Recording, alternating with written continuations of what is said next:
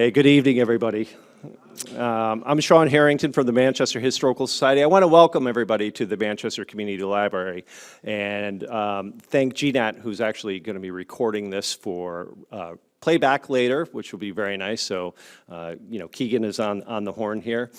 And the Dorset Equine Rescue, which actually I've known Jen for a long time, and the Dorset Equine Rescue is actually located on property that I owned once. Actually, I sold my property to Jen in East Dorset, and before I moved over here to Manchester, many moons ago, 2006, I think it was. So when she approached me about doing this project, I was pretty excited. And what we had thought was going to happen was, the people were going to come in, stand around, talk, and then I would start like at 4:25, but everybody's sitting down and saying, okay, let's get rolling. So we're going to start rolling a little bit early, so people will probably be coming in a little bit later, but they will be able to see the instant replay.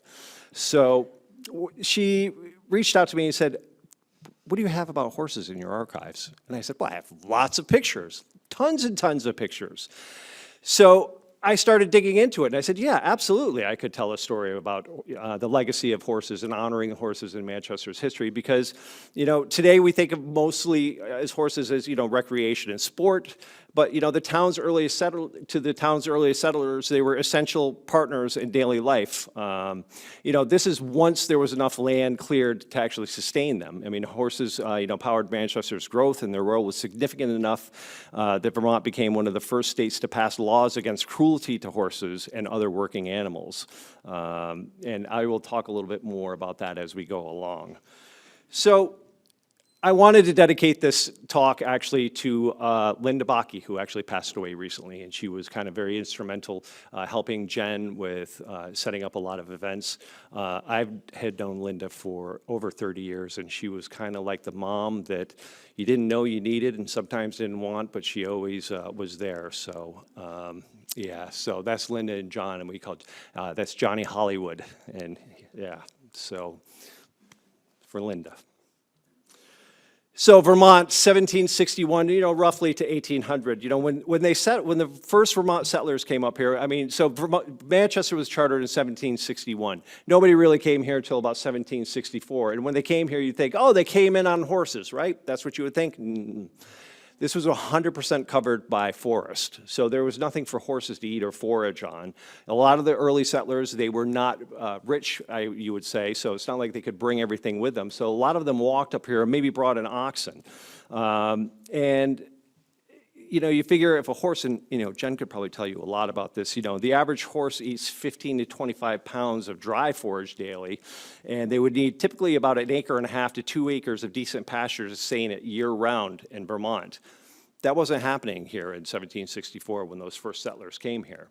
So it was really, and of course I can't show you any pictures because there were no pictures back then, nor etchings. Nobody thought to do any etchings or drawings of what it was like here in those first years. Now we do know that by the time the early days of the Revolution, when the Green Mountain Boys were around, they certainly did have horses. So by the early mid 1770s, and going later, horses did start to appear. And I said, well, I don't really have any pictures of, earlier, so this is actually from 1930. So there's Dr. John D. Lane as Ethan Allen from the Bennington Museum collection. But as the valleys were gradually cleared, especially along rivers like the Battenkill in Manchester and the Loomsack down in Bennington, horses began to appear. And actually one of the early, they were common enough to show up in tax lists, probate inventories, and even stray notices. There was one that came up from Bennington in 1785 that describes a red roan mare about 14 hands high. So that's a good sign that Vermonters, reached this stage of stability where horses could be sustained, and they were able to begin to move from subsistence survival to mobility and trade. But it was really transportation. Horses were the backbone of transportation. Stagecoaches, buggies, freight wagons, on the farm, logging, labor, draft horses. There were oxen here too. When the railroads were laid in 1852, it really reduced the long-distance horse use. But, horses still remained essential in the local travel for hauling. So I'm going to start with a story. Well, what would it have been like to be transportation? So if you were down here and you wanted to go, anybody here from up over the mountain? Anybody come down from Peru? I know Bethany is. So the Peru Turnpike. which was actually formed in 1814 and went from Tollgate, which is where Mistrals is today, up to the top of the mountain. It was actually the last toll road in Vermont. It actually ceased, it turned into a public highway in 1918. So if you can imagine, there were 143 water bars from basically Mistrals to the top of the mountain. And if you were in a stagecoach or in a wagon, could you imagine what that ride must have been like?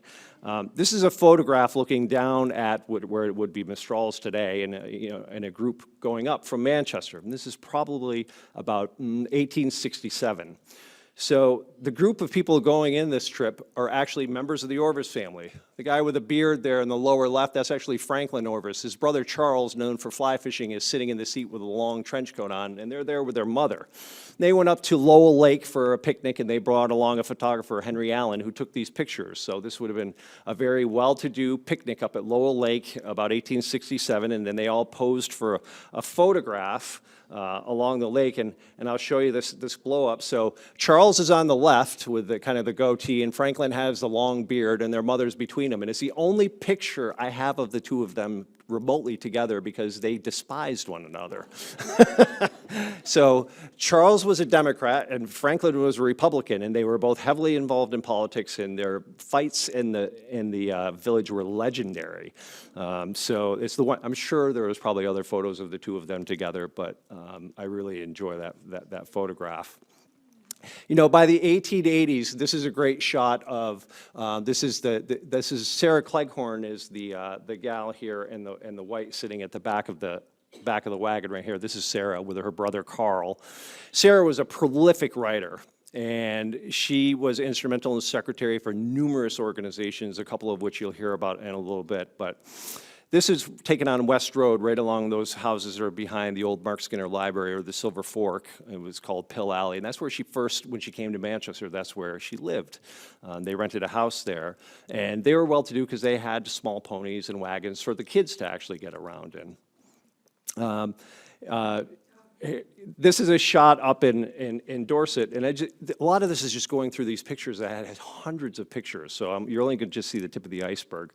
This is actually up in Dorset, and actually the railroad line behind them is actually the Manchester, Dorset, and Granville Railroad, so I'm going to be jumping around on the timeline. And the reason why this picture stuck out to me, because look at the guy over there on the right. You love this? You know, I mean, horses, the stories that I've read, you know, as I was working on this project, there's so many stories you hear about of, you know, the horses were part of the family. I mean, not only, you know, I mean, they were beloved, some of them were work, and some people were mean to the horses, and we'll get into that. You know, this is a guy who went around, and there's the library building in the back of Bill. This is a member of the Dyer family, and he would go around and take photographs of of various places in town, and usually Bill was in the shot in various, sometimes it was just a big picture of Bill's butt. You know, being on the south end of a northbound horse. You know, but commerce. So the early experiments in trying to, you know, with steam engines and trolleys and, you know, and there were numerous attempts actually to have, you know, to connect the various villages in Manchester to Dorset that failed, but it was still horses that, you know, would move the commerce back and forth between the smaller parts of the area. This is a great shot, again, taken up in Dorset. And this is a person from the Manchester Grand Union, on his way up to Dorset, and you can see right here the Manchester delivery, you know, pure teas and coffees and the Grand Union Company.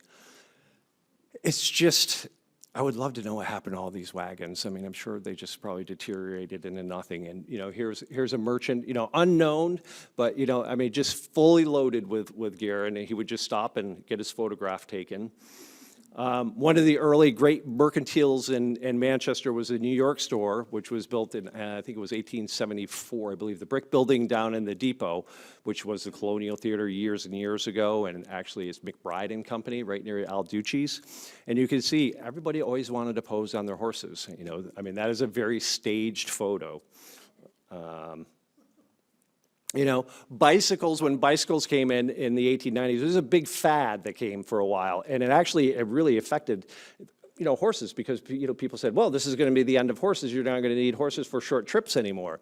Well, it wasn't quite true, but it did actually have a significant impact locally, especially with some of the livery companies, where people would come and they would ride their bikes instead of taking horses for the day or horse and carriage. There's a whole story that goes with two of these pictures, and Dana McNair, anytime I found an old picture, she was a great bicycle enthusiast, so anytime I found a picture of a bicycle, I sent it to her, and she could really break down exactly what year the photo was taken. One of the couple fun pictures that I finally get to share here, right? The water wagon. Does anybody know what the water wagon was for? So the water wagon is exactly what it sounds like. It was a horse-drawn wagon used to sprinkle water on the dusty, unpaved roads. Manchester had numerous water wagons. A little bit later, in the 1890s, going into the 1900s, somebody who had sworn off alcohol was often a member of the growing temperance movements in the day would say they'd be on the water wagon, meaning they were drinking water instead of whiskey. And over time, that would just be on the wagon, which you still hear every now and again. So there's a little history for you. And during the winter, they didn't have snow plows. They actually rolled the snow. So what they would do is they had these large mechanisms that they would take, and they would actually, the horses would pull and they would roll all the snow flat on the roadways. Can you imagine, after a winter of rolling the snow flat, how thick the ice must have been? And I can't even imagine what shoeing those horses must have been like. There's a great oral history on our website. You could go. Mildred Orton tells a story of going to school and being on the snow roller and going around a corner, and it was a little too tight, and the wagon tipping and all the kids getting thrown into the snow. Can you imagine if that happened today? And speaking of the school time and Mildred, here's a picture of Mildred in the middle with her brothers Roger and Howard down at the Wilcox farm, they're waiting for the school teams. So they would know how they would know when to get ready, because the teams would go right by their house and go down to Lathrop Lane to pick up the Lathrop girls, and that's when they have to start getting ready and go stand out front. So that way, on the way back, because she was going to the village school, they would have to get onto the teams. And what did the teams look like? This is Richville Road. This is during the Rich Lumber era, and there's all the school kids. I'll blow this up. There's all the school kids on the team bus, so to speak, getting ready to go to the school. And there was a Manchester Depot school as well. And what's interesting about this shot is over here on the left, you can't really see it, but there's like all this stuff, and the guys, all this stuff stacked up, and that's actually on the Rich Lumber Shay, the railroad, because what they were doing is they were getting ready. There were 17 miles of railroad up in Liebrook Wilderness, and that was the Shay getting ready. This is probably Monday morning, and they're getting ready to bring all the supplies up to the logging camps up in Liebrook Wilderness.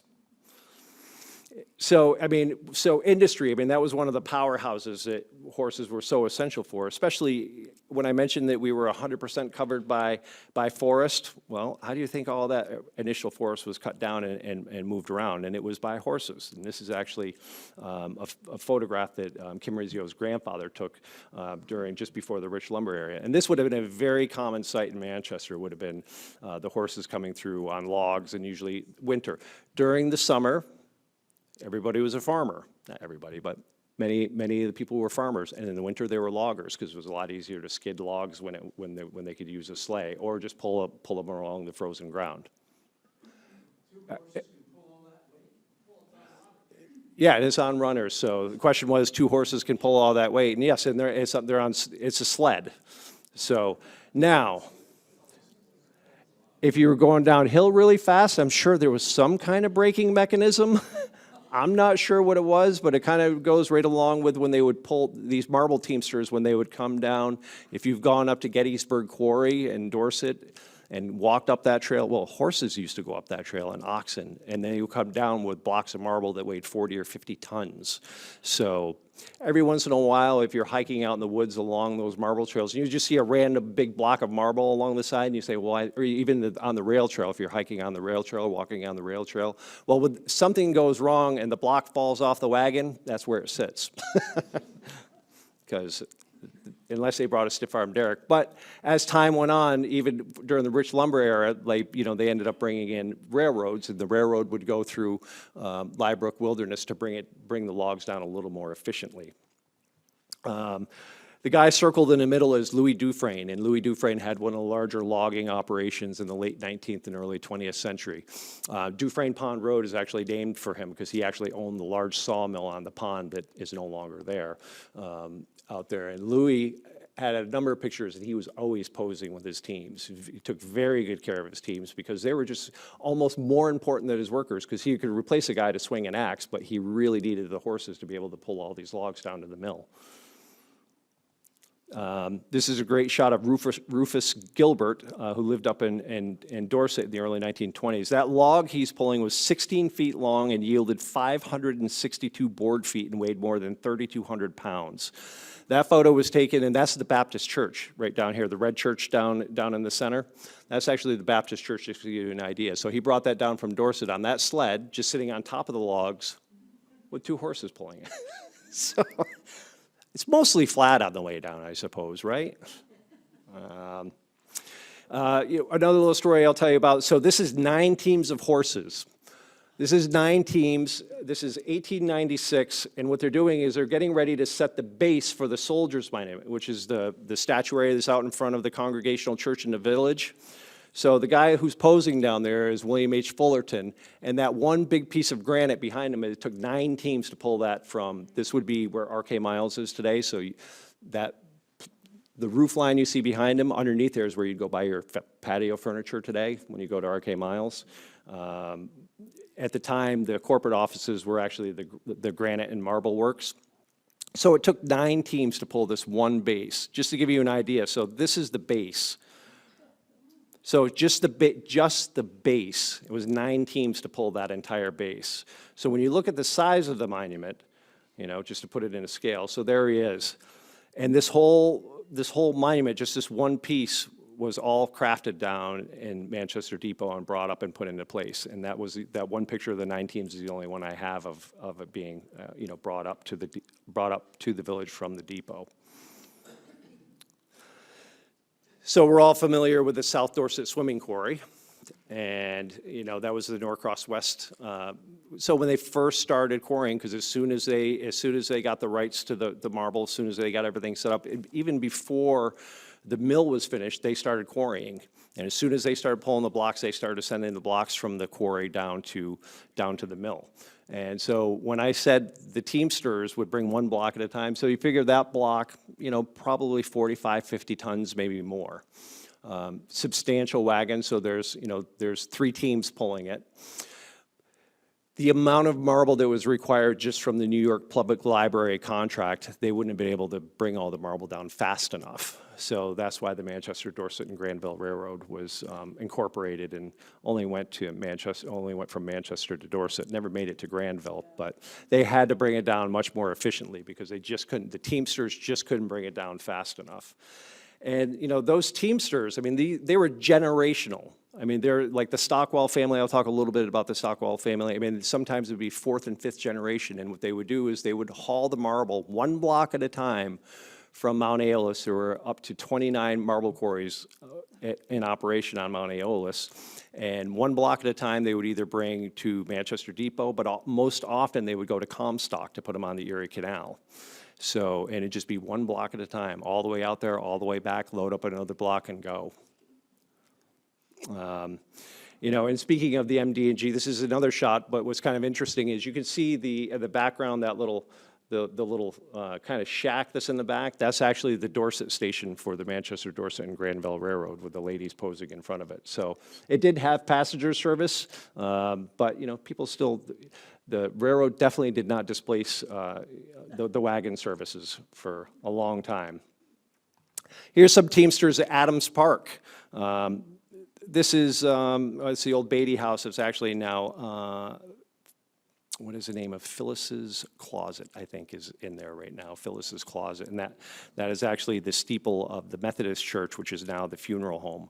So there's 2 two teams here getting ready to go. So this just shows you the size of the marble blocks. And they would have to actually go down Center Hill because they couldn't go across the bridge where the roundabout is, because when this photograph was taken, it was an iron bridge, and if they tried to carry this much weight over it, it would have collapsed. So when they would come down from Dorset, they would have to go down Center Hill, and there were mills in the depot, and then there was mills on Center Hill. Yes, sir.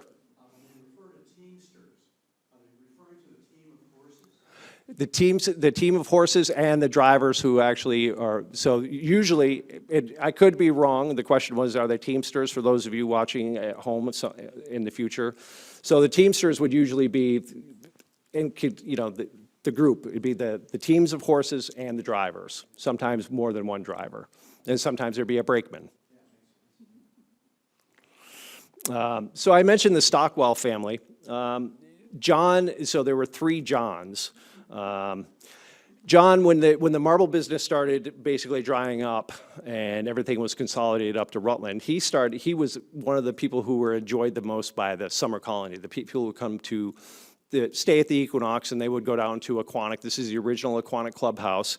That's actually John on the buckboard. He's the driver on the buckboard there with the white hat on. And the women especially loved him. He was a big guy, and they just loved his dry sense of humor, and he was one of the most sought-after ex-teamsters and drivers for the guests.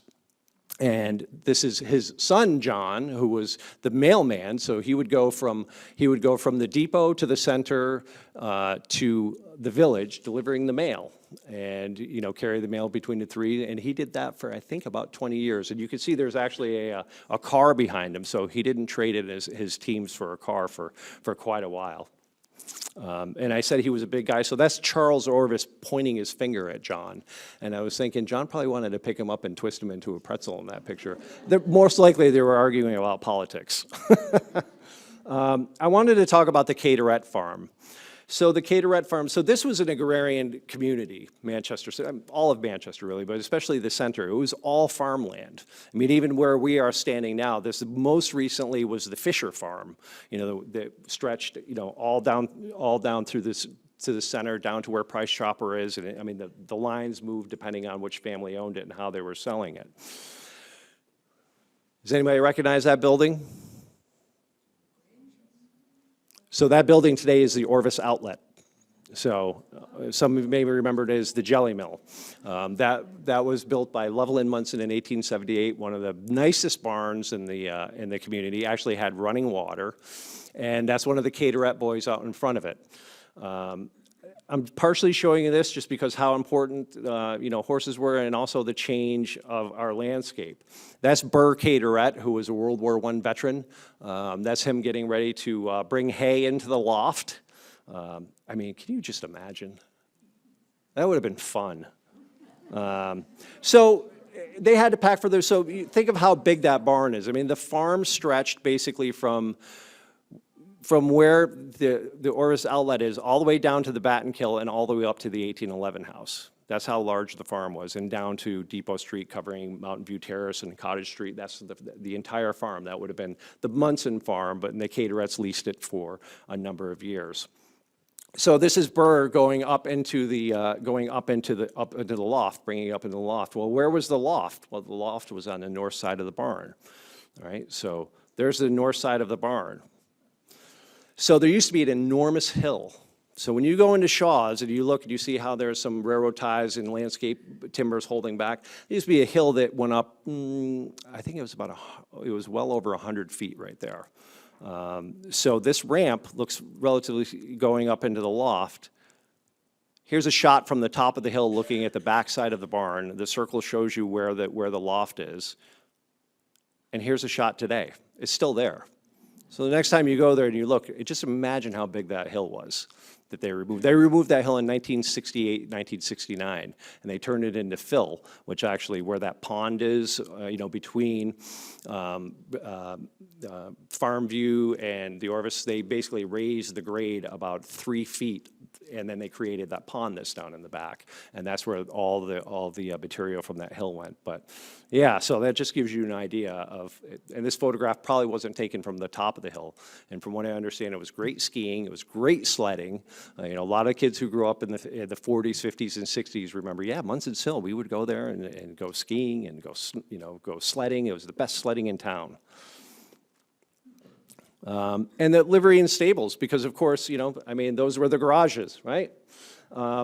There's numerous, the evidence of the livery stables and the private stables are still everywhere. This is the Colburn House livery, which is where Northshire Bookstore is today. You know, they advertised that they were very close to the depot and had excellent services for the horses. They would pose, you know, you got the kids there, you know, hanging out with the horses. This eventually became a garage. It was owned by the Bond family, and then eventually was sold to Hand. So the original Hand Motors was in there, and then they tore it down in the 1970s to build the showroom that we see today there, which is now, what is the name of the car dealership now? Langway. I wish I could tell you a great story about who this gentleman is with this horse, and that building behind is the bookstore today, but he was obviously very proud of his horse. The livery, the Purdy livery on Union Street, which served the Equinox House, I think 40 years or so that they were one of the top businesses.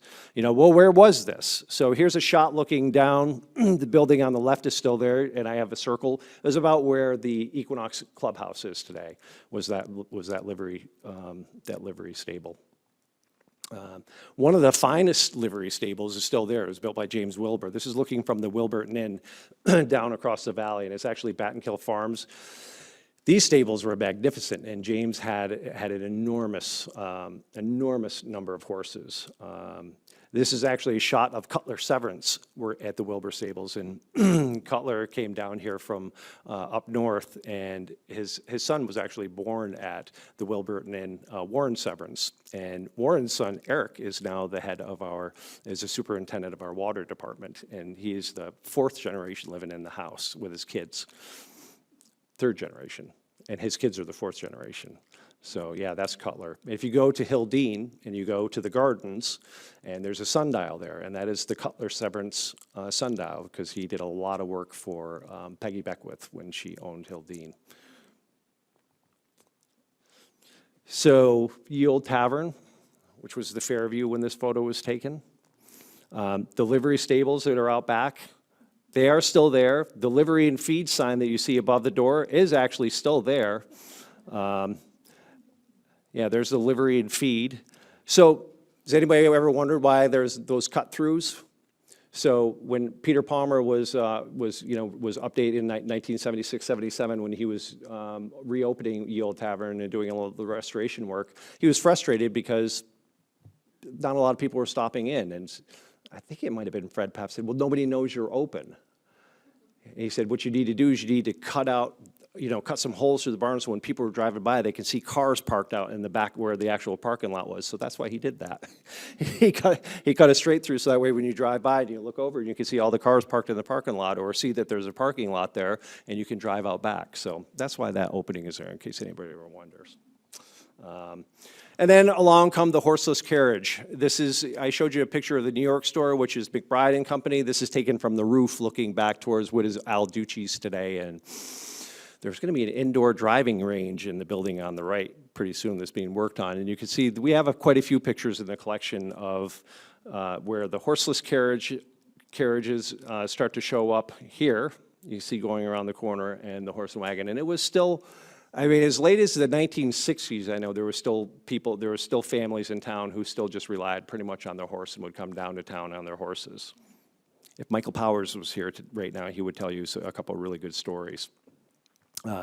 This is F.H. Thomas, who won the 1908 Manchester Cup at Aquanic, and he got stuck on Manchester Road in his touring, or on River Road in his touring automobile here, and of course he had to have the horses pull him out.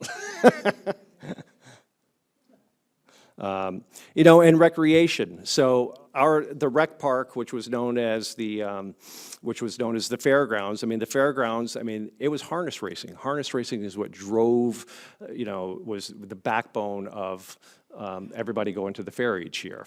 And they had harness races, I think, into the 1980s, actually, over at the fairgrounds, and starting in 1868. So for a long, long time. And Mr. Bulkley here, who's posing, he started coming here during, you know, just after the Civil War, and when the fairgrounds were threatening to close down for good in 1878, he bought the fair. You know, he bought all the grounds because he loved harness racing so much, and so basically he ran and just so that way there could be harness races. Lost money every year on it for the most part. Put together an association to run it, and they did okay, but it was really it was his love of horses. And of course, artwork. Horses are celebrated in artwork. This is probably one of my favorite paintings in Lyman Norton's For the Love of Vermont collection, called Go Boy Goes by Cecil Bell. I just love this painting, and next summer you'll be able to see it in the new building that's going up. It's going to be great. But why are we here? And, you know, so I did want to talk, you know, taking care of the horses. Manchester founded the Society for the Prevention, the Manchester chapter of the Society for Prevention of Cruelty to Animals was in 1895, largely through the efforts of Miss Julia Hawley. She was the aunt of Sarah Cleghorn, who I mentioned was a prolific writer and secretary for so many organizations, including the Historical Society.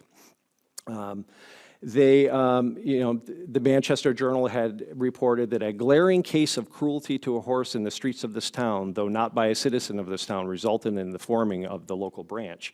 And the group gave prizes at the Manchester Fair for years to work horses showing the best care. They became inactive in 1928, but kind of came back again and were, worked through the 40s and the 50s. They actually had an affiliated children's group called Children of the Band of Mercy, which was organized by Manchester Elementary Schools by the efforts of Sarah Cleghorn. And besides animal protective work, its philanthropists included the Russian Famine Relief and the Fresh Air Children's Fund. A huge children's rally in 1900 was held at the village courthouse to foster kindness to animals. They really wanted to preach that. The first, and I'll read this for you, it said, during the summer of 1894, I noticed a very lame horse and a team passing by my house. They lived right down near the cemetery, Delwood Cemetery. He could scarcely put one of his hind legs to the ground, and he was leaning against the pole and the other horse most of the time. The driver had fish to sell. I suppose I should never see the horse again, but the driver and the horses came through the village the following week in exactly the same condition. And when spoken to, the driver said, "Oh, she's a little lame, she'll be better soon." Not knowing to whom in our village to apply, I wrote to Bennington, asking officers of that society what could be done.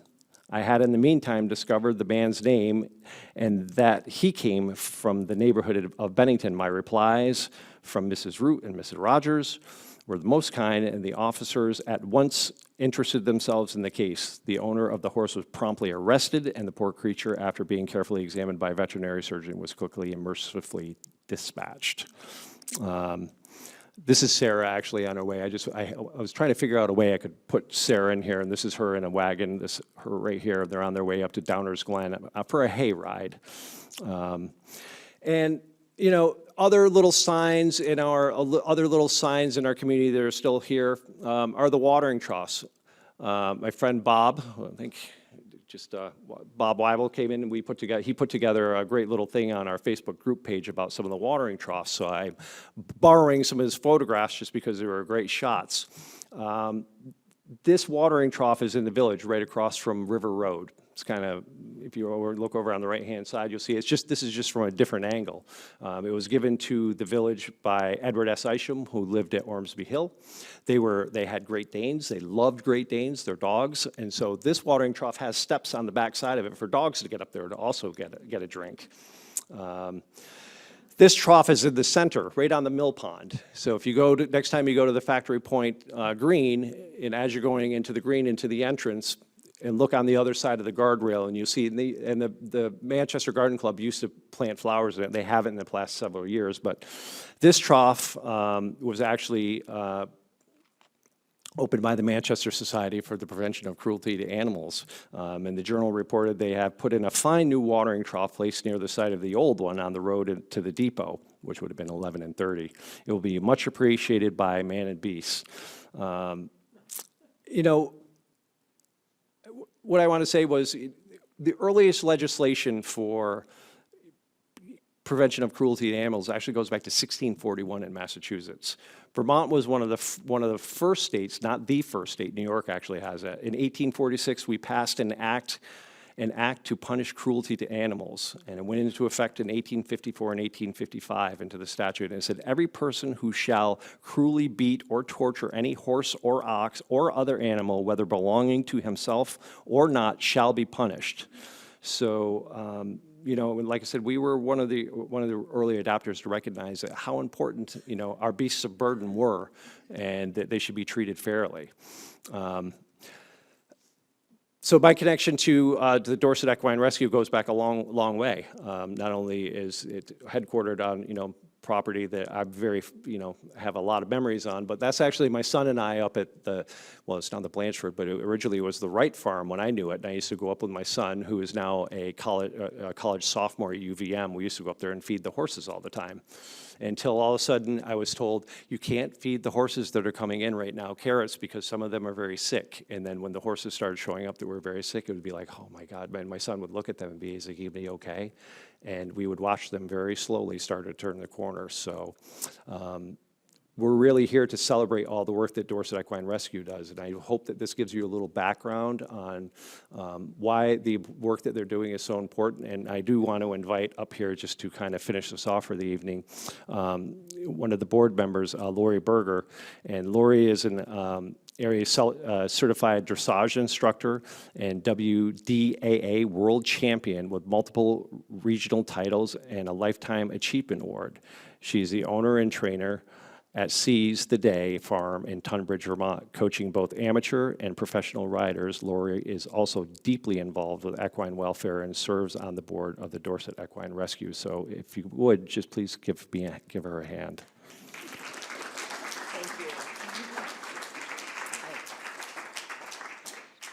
Thank you so much for the nice introduction, Shawn. And I'd like to add on to something that Shawn mentioned earlier, which was that he'd love to know what happened to all of those buggies and sleighs and wagons and things. And I can tell you where a lot of them are, which is a building I work in at the Tunbridge Fair. So we have a wonderful exhibit called Antique Hill. And among the things like the Civil War reenactors, et cetera, we have a huge building that has a snow roller in it, and a number of sleighs, and a couple of wagons, peddlers' wagons, that are very similar to the ones that you saw in the slides earlier. So I would encourage you, if you're not doing anything the second Thursday of September, actually second Thursday after Labor Day in September, to come on over to the Tunbridge World's Fair and take a look at our collection, which is really extensive. And this is a subject very close to my heart. I love horses and I love history, and I've taught for many years at various institutions, and I've always used people's love of horses to get them to actually at least like history. So, as Shawn mentioned, I'm one of the Dorset Equine Rescue's board members, and I'd like to, on behalf of DER, thank you all so much for being here today and joining us, and we really appreciate your interest and support. And a huge thank you to Shawn and also to the library for giving us this space today. And I'd like to move into talking about the work that we're doing at the Dorset Equine Rescue and why that work is so important. Certainly, throughout history, horses have helped us tremendously, and now we have an opportunity to return the favor and to help horses. So I've been a professional equestrian for nearly 40 years, but I didn't become involved in horse rescue until nearly a decade ago, when I was faced with an ongoing animal hoarding problem right next door to my farm. Someone set themselves up as a 501c3, and suddenly there were 19 horses on 2 garbage-filled acres right next door to me. And that's when I realized how inadequate the laws in the state of Vermont are now when it comes to animal welfare and especially equine welfare. And as I was searching for someone to help me figure out what I could do about this, I ended up connecting with Jen Straub, the founder of the Dorset Equine Rescue, and I was so impressed with her passion and her professionalism that as soon as the situation was resolved, I began volunteering for DER, and I'm very honored that they asked me to become a member of their board.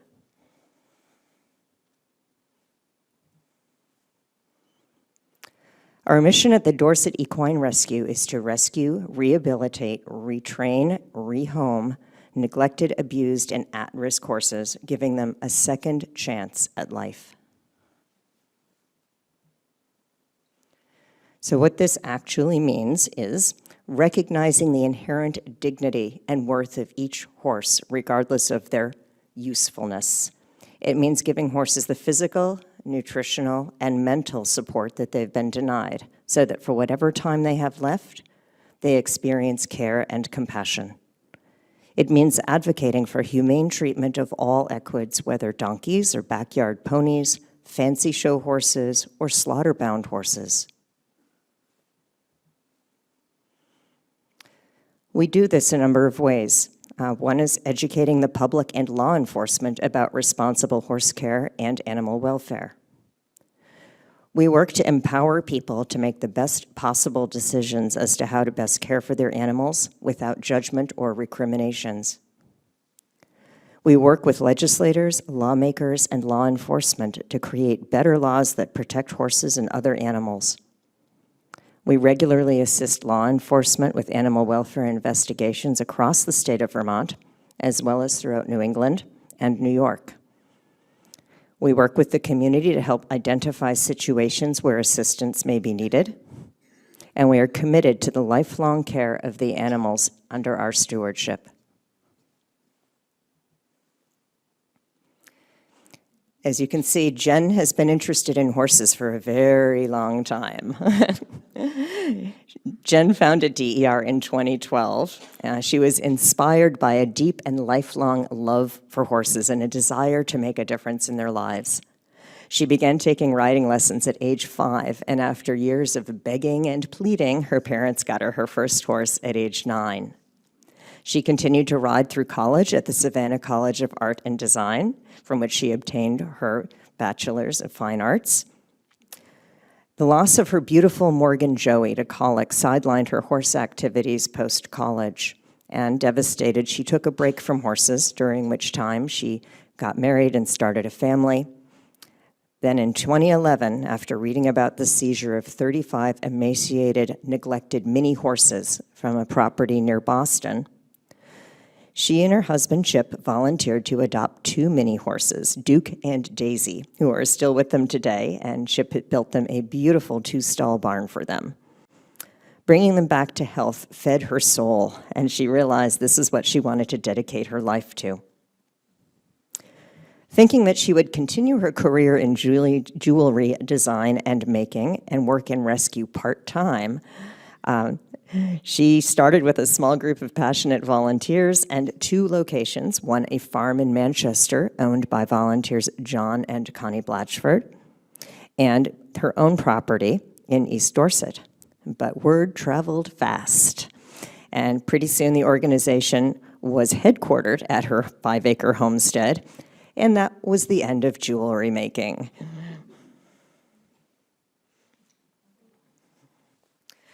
This is Thunder. I was actually at this seizure. I was assisting law enforcement. And this is Tiffany, who is our head trainer and barn manager. And when we got to this horse, he was already in organ failure. And I have to say, doing this work has really shown me how challenging it can be to keep your mouth shut sometimes, because the person that owned this horse kept saying, well, we kept feeding him. I don't know why he doesn't look better. And it's so hard to control yourself when you are faced with something like this. I will tell you that personally. And Thunder had a good friend, a little pony named Ginger. And one of the state troopers and I adopted her together.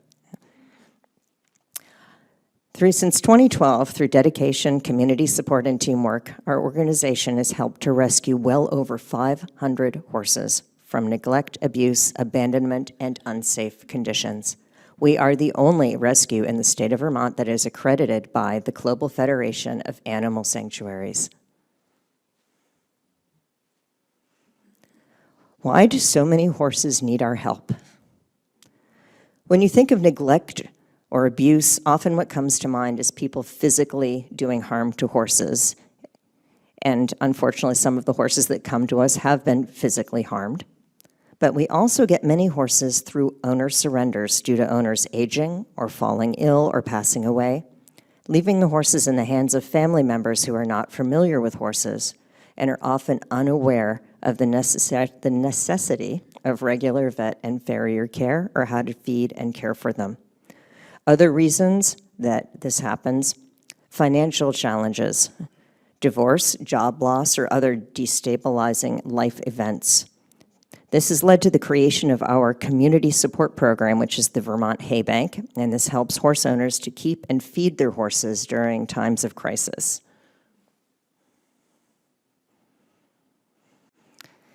Another big reason that we see horses in trouble involves mental health challenges. In cases of animal hoarding, the people involved are unable to see that they cannot physically or financially care appropriately for their animals. Regardless, they may feel that there's no one else who can care for their animals as well as they can, and they refuse to give them up. Some of the most complicated and sad cases we see are those in which someone has attempted to start a rescue but does not have the resources, funds, or experience to do so, and they quickly become overwhelmed. I'd like to make a note of the fact that Vermont does not currently have any standards, inspection, registration requirements, etc., for animal rescues. That means dogs, cats, horses, sheep, anything. If you want to start a rescue, all you have to do is say, "Hi, I'm a rescue." That's it. You're an animal rescue. And unfortunately, when people become 501c3s, and they put that in their literature, people do not understand that has nothing to do with the quality of what is being offered. Anyone, my cat can be a 501c3, yours can too. And unfortunately, that means that there are a lot of rescues, some of which are started for really good reasons by people who have really good hearts but don't have the ability to follow through. And it's also, unfortunately, a situation ripe for hoarders and scammers. And so if you give your money to various organizations, not just horse ones, you should always check and see where that money is actually going. Another thing to be aware of is that animal hoarding is one of the hardest things to stop. I recently attended a class at the Vermont Law School on animal welfare law, and they said that the recidivism rate for animal hoarders is 100%. So we need better laws in order to try to keep that from happening. Another big issue is abuse and neglect of animals as part of a larger dysfunctional family system that encompasses child neglect and abuse and domestic violence. There are many, many studies that show that there is a correlation between animal abuse and child abuse. Inadequate animal welfare and investigation laws are a big issue. The lack of a centralized reporting system and the reluctance of game wardens, many of whom do not have the adequate training or interest in getting that training, in recognizing signs of neglect, carrying out investigations. This has resulted in larger scale crises that could have been prevented with a timely intervention. There is currently no system in place for reporting and tracking animal cruelty in Vermont.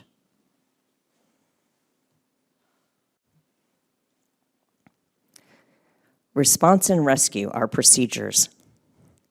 We're contacted by law enforcement, concerned citizens, or owners in crisis. That gets the ball rolling. We do a first evaluation on site, then we arrange for transportation to our facility, quarantine if necessary, and horses are then placed in clean stalls or paddocks with free access to water and appropriate feed. Appropriate feed can mean that some animals who are in extreme states of starvation can only have very, very small amounts of food given over long periods of time, which requires 24-hour observation, something called refeeding syndrome, which also applies to people. So you cannot, as much as you'd like to, give the horse as much food as he'd like to eat. We have to restrict the calories and the bulk and the intake and do small meals over a number of hours. So this requires continuous health monitoring by our staff. Rehabilitation takes from 2 to 12 months and sometimes longer, depending on medical and nutritional needs. We then try to integrate the horse into a training program to prepare them for adoption. We have a comprehensive screening process to find appropriate placements, and there is periodic follow-up by our team and ongoing support to ensure safety and well-being of the horses we place. Where do these horses go? Well, 2 of them went to Martha Stewart recently, as you probably know. And so she adopted Ulysses and Stewart. Most of the people that adopt from us are not as well known as Martha Stewart. However, we're very fortunate to have rehomed hundreds of horses through our adoption program. Most of our horses go on to loving permanent situations after the applicants undergo a rigorous screening process. Horses that are not suitable for adoption due to past trauma and or physical conditions that require intensive management find lifetime sanctuary at the Dorset Equine Rescue. Adopted horses may not be bred or sold, and in the event they can no longer be cared for, they must be returned to DER.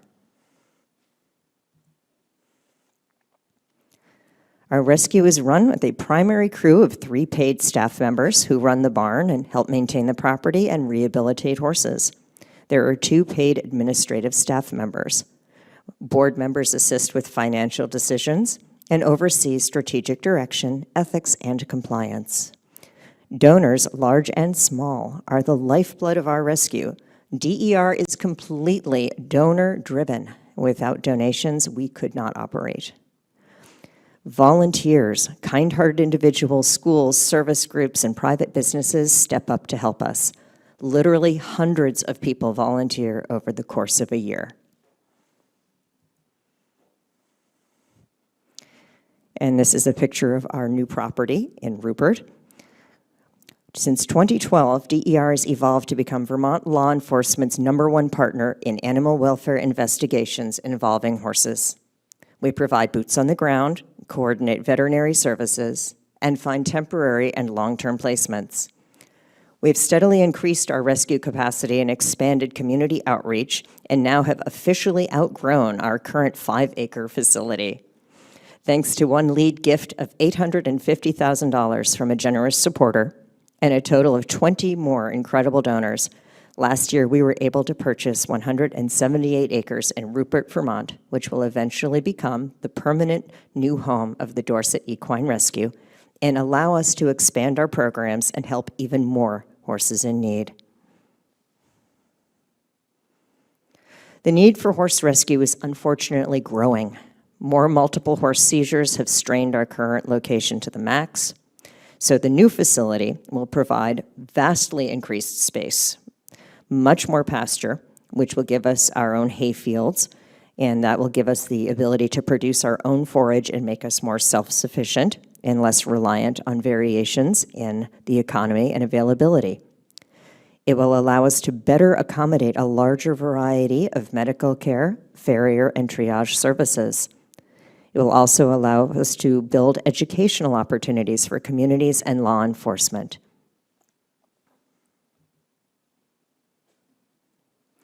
We recently launched the first of 3 phases of our capital campaign. Goals of Phase 1 include building a staff cottage with 2 apartments to allow for on-site staffing 24/7. Many horses, as I mentioned earlier, come to us in dire medical need and require round-the-clock nursing and medication. Our attempt is going to be to fundraise $1.4 million, and this will allow us to build the staff cottage, a 3-bay equipment barn, and complete Phase 1 of our fencing. It also will allow us to purchase a tractor, brush hog, and haying equipment. Please view our campaign booklet for more details, and the materials are available on the back table and also, I believe, by the door. If you are already a supporter, please feel free to take some materials to pass on to folks that might be interested in learning more about us and supporting us.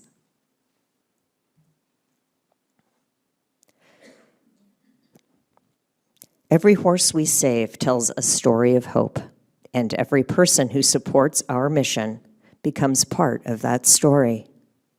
This is Dusty. He's an aged Morgan gelding. He came with 6 other Morgans seized from the St. Albans area in 2022. When we got there, we found a horse who was sick, who was actively choking, and his teeth were worn down to the gums. This is Lorelei, a pony mare who was pulled from a kill pen in Pennsylvania in 2014. She was just discarded because she was old and suffering from Cushing's.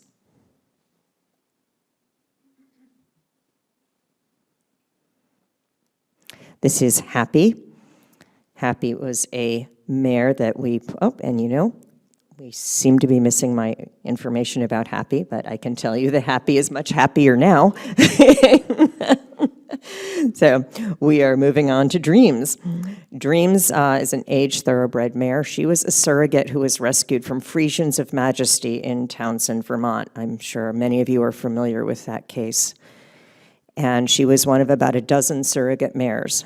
And what she was used for is to gestate the foals of mares who were considered far too valuable to be subjected to foaling.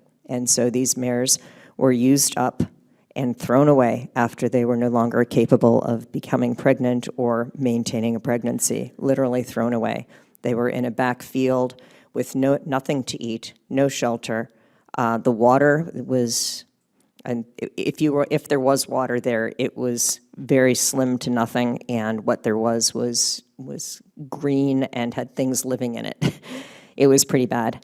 And Dreams, when I first saw her, the phrase that went through my head was dead mare walking, because I had never before seen a horse so absolutely bereft of any spark of life or hope as this mare. I'm sometimes asked why, when there are so many people who need help, are you spending your resources on animals? Caring for members of our communities, both human and animal, does not have to be an either-or proposition. And I suspect that I don't need to tell any of you here today that horses make a difference in people's lives and have done so, as we know, through all of recorded history and before. And by supporting the work of DER, you can make a difference in the lives of horses. The greatness of a nation and its moral progress can be judged by the way its animals are treated. Gandhi. We can't save the world, but every time we reach out to help the voiceless, the animals who bring us so much joy and unconditional love, we make one tiny corner of the world a better place. We are so grateful for the community supporters and volunteers who make our work possible. We would not be able to do this without you. Thank you so much for coming today and for your support.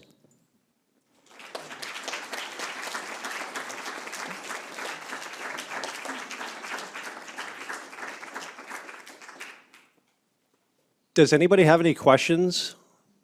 Don't leave me. Does anybody have any questions or comments? Yes.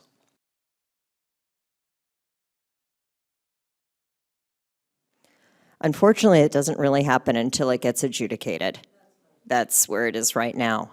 This was the problem with my neighbor. I mean, severe mental health issues, amongst other things.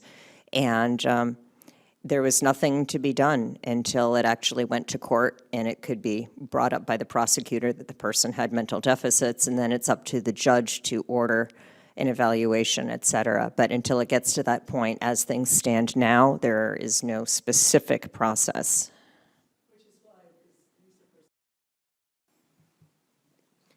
I'm going to put my husband on the spot here for a moment because he's the select board chair in Tunbridge, and to the best of my knowledge, it's an elected position, and I don't believe are there any requirements, Gary, for that? No, and they're appointed. They're appointed, not elected, okay. So at this point, no, they do have, there are courses people can take, but they have to have the interest in taking those classes. And oftentimes it's very difficult to find anyone who's interested in being an ACO. We've had a terrible time in Tunbridge finding anyone because often, again, here's the mental health component. If you're an ACO and you go on someone's property and they meet you with a shotgun and tell you it's none of your you-know-what business, who really wants that? Not a lot of people are really interested in being in that position. And so that comes, unfortunately, with that job. You'll find that in most towns, it drops down to third or ancillary position. It's not a primary position, which makes it even worse. Yes. Manchester is a pretty good example. So any other questions?